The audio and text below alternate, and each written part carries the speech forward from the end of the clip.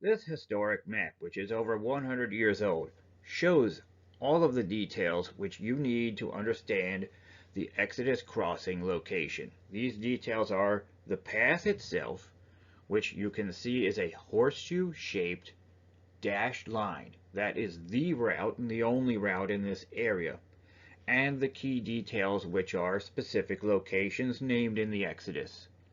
One location, which is unmistakable, in the bottom right corner, Aon Musa, Moses Springs. That is Marah, the very first destination, the bitter wells after the Exodus crossing.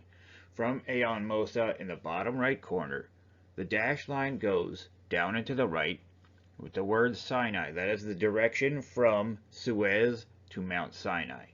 Now, following that dashed line up and around, I will list key locations and then come back around explaining what they mean.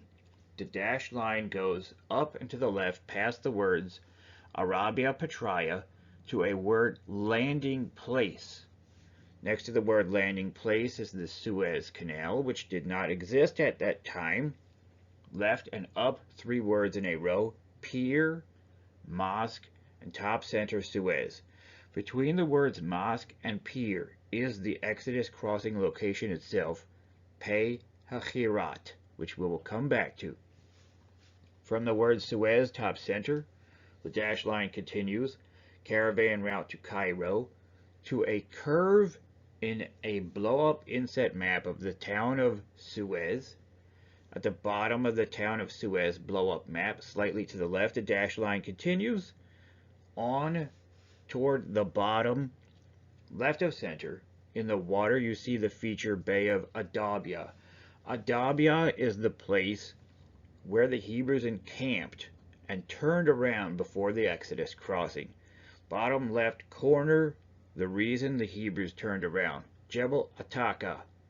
Jebel Ataka is Baal-Zephon, the mountain and the cliff which was the pinch point, forcing the Hebrews to turn around and follow the road on the east side of the Gulf of Suez. From Jebel Ataka and Bay of Adabia, the path continues back up again. Beneath the blow-up map of Suez, this is the encampment location for the Hebrews. It is now called Adabia, and Adabia port is located there. The Hebrews then turned around. In the blow-up map of Suez, at the top center of the blow-up map, you see a hill, a feature called Qalm el Qalsam. That is ancient Klizma. That is the settlement on the high ground on the west side before the Exodus crossing. Continuing the blow-up map from the curve, the dashed line goes to Suez, and then to Mosque and Pier, the Exodus crossing location. Go to the top right Aon Musa blow-up map. Down below the title, Gulf of Suez with the Springs of Moses, we see the words shallows, dry at low tide. That specific shallows, top center, east of Suez between Mosque and Pier, is the specific Exodus crossing location. Here on this map, we can see how physical geography determines the Exodus route. From left center, the word Noph is Memphis. North of there, up is Pithom.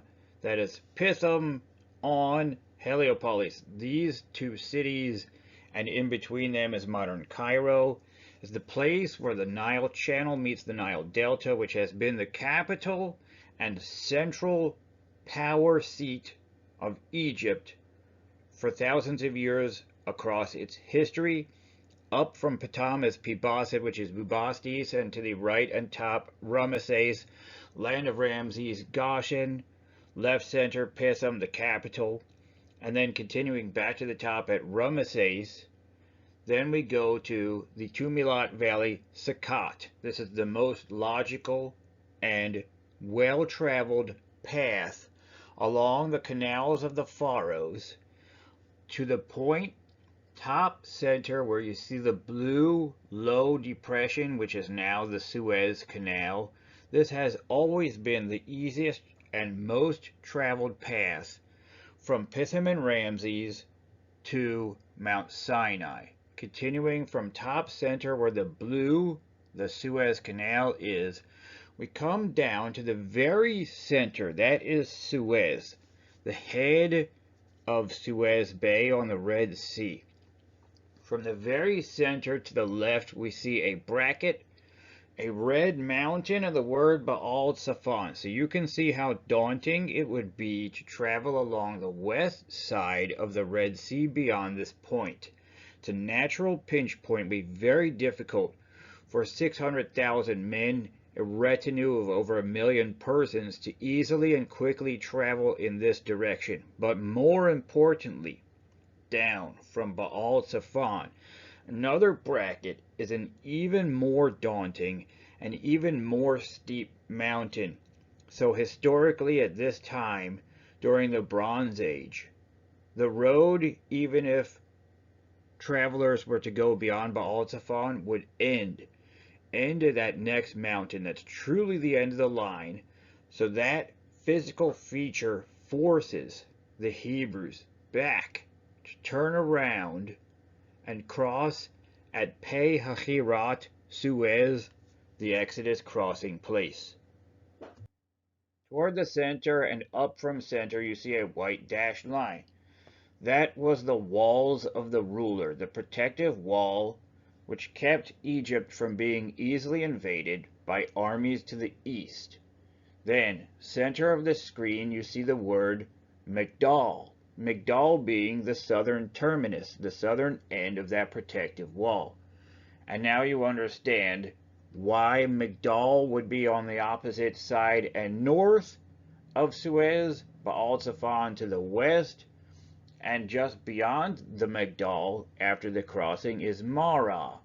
Marah being brackish and bitter wells. And you can see toward the top, left of the top, that low depression Sukkot, and the arrow pointing in exactly the travel path from Pithom and Raamses through Sukkot toward the Exodus crossing point, that is modern Suez. To the west, the mountain which stops the Hebrews, Baal-Zephon. North, Migdol, and southeast, Marah.